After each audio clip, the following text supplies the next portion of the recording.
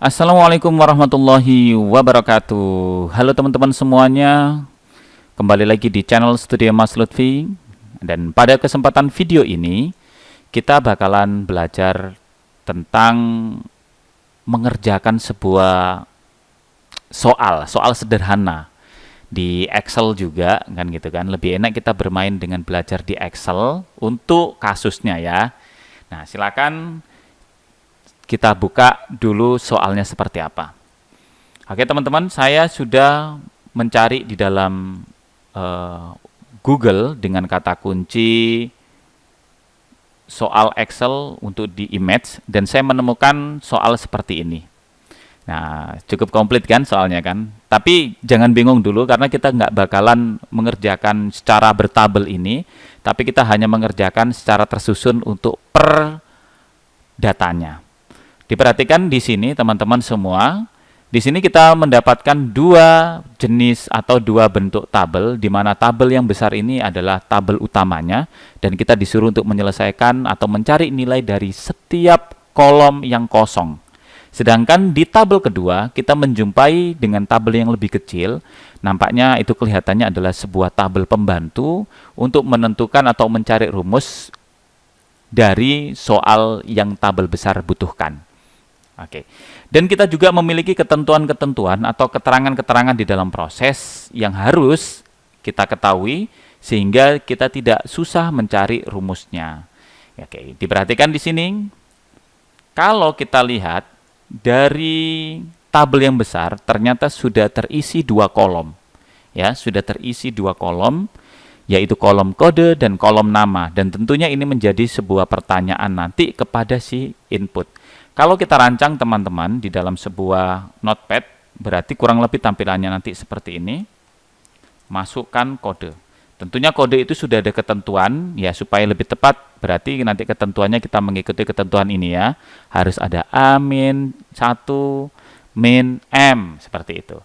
Kemudian setelah kita masukkan kode, nanti bakalan ada isiannya di bawah, kemudian kita minta supaya si user meminta inputan untuk nama.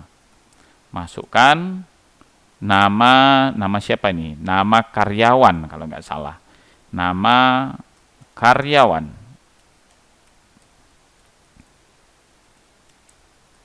Oke. Kita masukkan nama karyawan.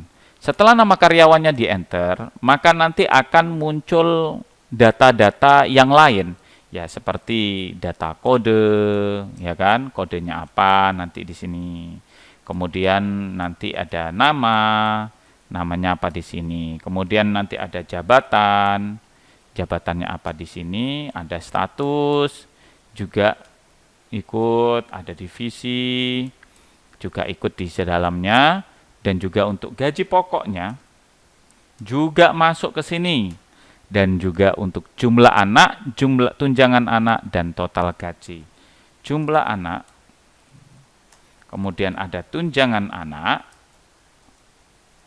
serta untuk total gaji.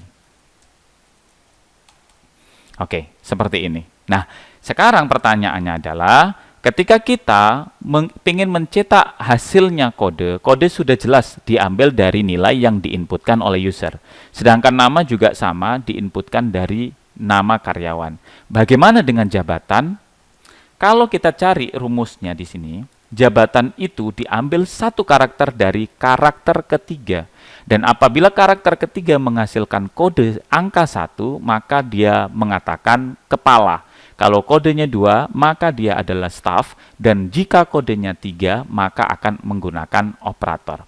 Nah, oke, teman-teman, Anda bisa melihat dari rangkaian kode ini. Kalau dilihat dari karakter ketiga, sudah jelas sesuai dengan instruksi. Ada 1 untuk kepala, 2 untuk staff, dan 3 untuk operator. Sehingga nanti dalam variabel jabatan ini akan didapatkan berdasarkan apa yang dimasukkan oleh user ke dalam variabel kode. Tentunya nanti kamu tinggal memilih menggunakan fungsi rumus apa. Kemudian selanjutnya kita mencari status. Oke, jadi di sini sudah tahu ya ketentuannya dari mana. Nah, kelihatannya tebakan saya sih di sini bakalan menggunakan fungsi if dan digabungkan dengan substring. gitu. Kenapa substring? Karena memang ini rangkaian dari banyak data.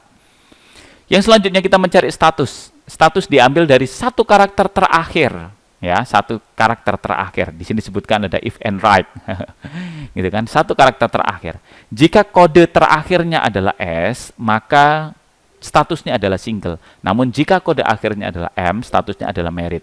Mungkin kalau kita analisa dari kolom kode, ada dua jenis karakter di akhir, yaitu M dan S. Sudah jelas ya, kalau mengatakan M berarti married, kalau sudah S makanya single. Selanjutnya kita mencari divisi.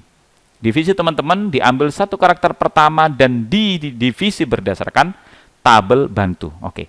Kalau kita lihat dari tabel bantu kecil ini, sudah jelas bahwasanya divisi diberikan apabila kodenya itu berdasarkan abjad. A, B, C, dan D. Begitu juga untuk mencari gaji pokoknya. Sudah jelas. Jadi divisi dan gaji pokok satu proses, ya, satu pembacaan. Ya, kalau kita lihat di sini yang menunjukkan A, B, C, D itu berada di kode pertama. Tunjangan anak. Oke, selanjutnya untuk gaji pokok sudah sama. Selanjutnya untuk tunjangan anak, jika statusnya menikah dan mempunyai anak, dia statusnya menikah dan telah memiliki anak. Berarti kalau dia menikah tapi tidak memiliki anak, berarti dia tidak mendapatkan. Kan gitu logikanya ya. Maka masing-masing anak mendapatkan 25.000. Berarti masing-masing anak mendapatkan 25.000. Kalau secara logikanya anaknya 10, berarti 10 dikali 25.000. Oke, sudah jelas. Namun jika tidak, maksudnya tidak punya anak dan juga statusnya tidak menikah, maka dia tidak mendapatkan apa-apa alias 0. Oke, sudah tahu kita ya dari mana rumusnya gitu. Selanjutnya adalah total gaji. Total gaji berdasarkan gaji pokok dan tunjangan. Artinya total gaji ini didapat dari gaji pokok yang ditambahkan dengan tunjangan. Anda sudah bergaji, Anda juga dikasih gaji tunjangan untuk anakmu, maka berapakah total gajimu? Ya pastinya gajimu ditambah dengan gaji tunjangannya, kan gitu. Hasilnya adalah total gaji. Oke, jelas, sudah jelas. Oke, mungkin itu yang diminta. Selanjutnya yang lain-lain tidak kita bahas di sini. Kita bahas hanya untuk memperkuat pemahaman kita tentang materi-materi sebelumnya. Oke, jadi sudah jelas. Nah, saatnya kita bakalan lanjut untuk membuat aplikasinya. Nah, untuk itu aplikasi ini akan dibuat di video saya berikutnya. Dan saya tunggu di video berikutnya. See you next video. Bye-bye.